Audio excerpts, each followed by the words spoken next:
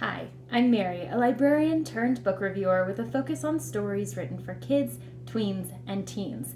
Today, I'm going to be talking to you about this book, KidVenture Volume 1, 12 Weeks to Midnight Blue. This is the story of Chance Sterling, who's 10 years old, and he would love to have a brand new Midnight Blue bike. But it costs $225, and he needs to pay for it himself. So he needs to figure out a way to make some money. Now, this is summer, and in his suburban neighborhood, a lot of families have pools in their backyard, including his. So he cleans his dad's pool for $10 a week, which is helpful, but at that rate, it's going to take him about 5.5 months to get his bike, and he'd really love to have it by the end of the summer. So he needs to figure out a way to make some more money, and quickly.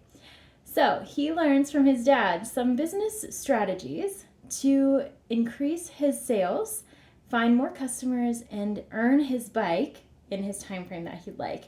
But of course, business isn't everything that you'd expect, and there are some expenses that come along with it. It's not just income. So he has to figure out a lot of ways to make his business work without going over his budget. So in this story, I really love the fact that it introduces readers and characters to a lot of business strategies. So things like marketing and asking your customers what they'd like and finding your ideal customer. So there are a lot of pieces to business that are important, and they are introduced in little bite-sized segments within this story. So I also love that it includes a lot of math, and even though Chance is not really into math himself, he does it because his dad suggests it, and it turns out he can really keep track of everything that he's doing because of math. So there's some ledgers in here. There's also some pictures occasionally, not a huge number of them.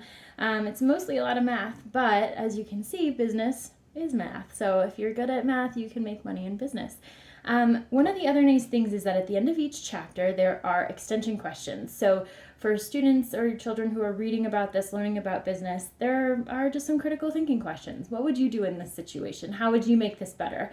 And by engaging with those questions, readers learn a lot more about business and how to maybe make a business of their own. So while it might seem unusual for a kid to start their own business, as Chance proves, it is possible to do with skills you already have. So this story teaches kids in a way that is super accessible and also in a way that is inspirational. Now, as an adult, learning about business, this is something I didn't know much about until the last few years. And this book would have really helped me out too, because there are a lot of very specific pieces that are intrinsic to business that are introduced in a really tangible and accessible way here. So a great read for any budding entrepreneurs. And if this sounds like a great read for you, make sure you check it out at your favorite bookstore.